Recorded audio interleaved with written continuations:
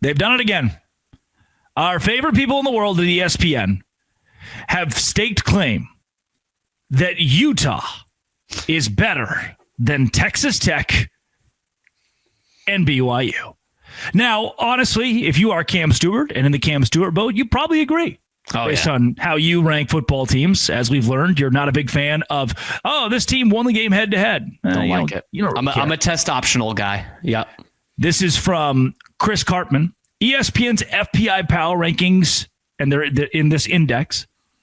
He says ESPN's FPI Power Index rankings, which would be, if I was to say it all the way out, ESPN's Football Power Index rankings. Thanks, Chris Carter. Hey, you said BTK killer in the last one, so I did. That really toes a line because you go from kill to killer. Technically not the same word, but Number 7, Utah. Cash ATM machine. Number 8, Texas Tech. Number 14, BYU. And here's the deal. You already said it earlier that you could argue that, honestly, on a neutral site, maybe Utah is better than BYU. If they play that game 10 times, I don't think anybody would argue. You're probably splitting it 5 apiece. Very good chance. Maybe 6-4 edge Utah or edge BYU. Actually, can't edge. Honor code violation. Please. Tread lightly. That would be quite a shakeup. How do you not look at this if you're ESPN? I guess you could, if you're ESPN, you don't give a rip about college sports anyway. But how do you not look at this and see that it is unequivocally a broken system that the College Football Playoff Committee, formerly headed by Mac Rhodes, now Hunter Yurachek, and the athletic director of Utah, Mark Harlan, they are utilizing the FPI metric to build the college football playoff. And that metric is telling me that Utah, who very clearly is not, is better than Texas Tech. It gives a lot of credence to the people who are like, what's the point of the regular season? Because literally we're matching these teams up against each other. Utah's lost to the 2 teams that are behind them. And one of them, Tech, was pretty convincing. Like, I'm just not sure. Like, I get it. Utah's been just kicking the crap out of teams since the Tech game. I think they are now plus 167 after that Baylor throttling that they gave to them on Saturday. And that's great and everything. But like, they lost to Tech by 24 points at home. Like, what are we doing here? And there's nothing on the football field that has shown that Tech has slowed down in any way. Like, they are, I think, a top 5 team in the country. I think they're that good. There's nothing to show that they have slowed down at all. So as much as I think Utah probably deserves a playoff spot, to put them over Tech, you're losing me entirely. Like, what can you point to? Both of these teams have, top 10 defense, top 10 offense. I think they're both top 8 going into this weekend. So you're not pointing to something like that. In fact, Utah gave up 300 some odd yards in the first half of a game on Saturday. They won by 4 touchdowns, but still, like, that's where I'm like, what is the metric here? What are we finding? What are we cherry picking to put Utah ahead of Tech? Like BYU, we just said it. Like, you can make an argument. You could do the neutral field thing. You could do the Cam Stewart, that boy good kind of thing. But they also lost to BYU. Like, what is the reason of playing these games? How is Penn State in the top 20 of anything? That's nuts. I didn't even realize that. Auburn, 24. Like, what are we doing? Wow. They fired their coach. You do have to win some. I get LSU. It's a power index thing. LSU. You have to win some. Auburn, LSU, Penn State. I think those are the only 3 I can see that have all fired their coaches and are in the ESPN FPI top 25. Quarterbacks, like, it doesn't make any sense. BYU is behind Miami. BYU is behind USC. They have more losses than the Cougars. Notre Dame's 5th in ESPN's FPI. Point me to who Notre Dame has beaten. Please, man. Well, Pitt. Because they got to face the ACC for 6 or 7 straight weeks, and so Pitt's good. Remember that? Right. And then their coach came to the podium and said, I want to lose this game by 100 points. Yep. They've beaten the worst team in the SEC, the Big Ten, and the ACC. Worst team in the ACC, yep.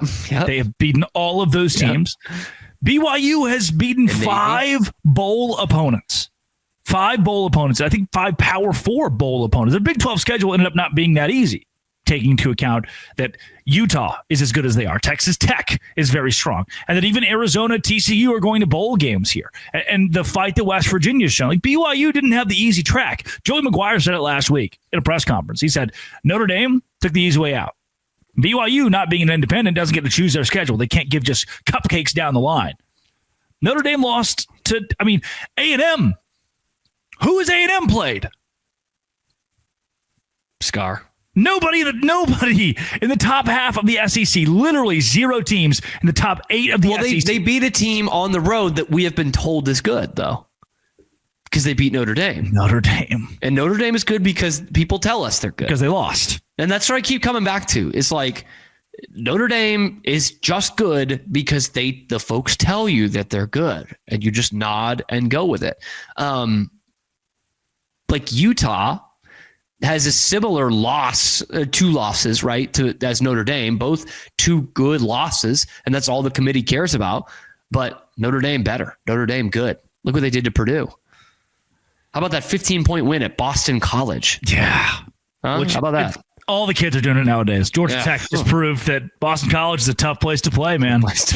You can't expect to walk into Chestnut Hill and come out with an easy victory. Which was that one. Everyone else in the ACC has been doing it for 20 years, but you can't just expect that. Chris Kleiman coming to the podium after the Kansas State win at Oklahoma State and saying, man, we're lucky to get out of here with a win. Stillwater's a tough place to play.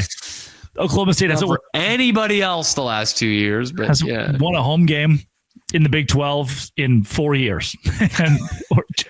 Baylor won by 3 scores there. How bad you got to be? Yeah. Oh, geez.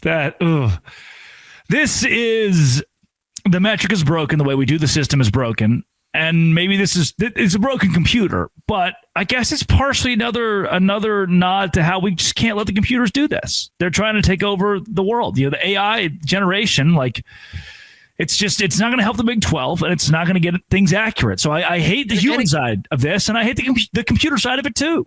And again, I keep stressing this point every week. 10 years ago, we were supposed to be getting away from the computer. Yeah. That was the whole point of this thing. And spreading it to 12 is supposed to do more of getting away from the computer. Instead, we're getting deeper into the computer. Yeah. That's what I don't get. That's what I think just sucks. At some point, do we just do the top 2 teams from each conference and then throw in a group of 5? At some point, do we just do that? Top 3 teams from each conference, or top 2 and have a play-in game for 2 spots, a couple of play-in games. I think do away with the conference championship, do the top 2 teams in each conference, and then, what does that give you? 2 in the Power 4 says 8, and you get a group of 5 team, maybe 2 if there's 2 in the top 25, and then you duke it out on conference championship weekend for the final 2 spots.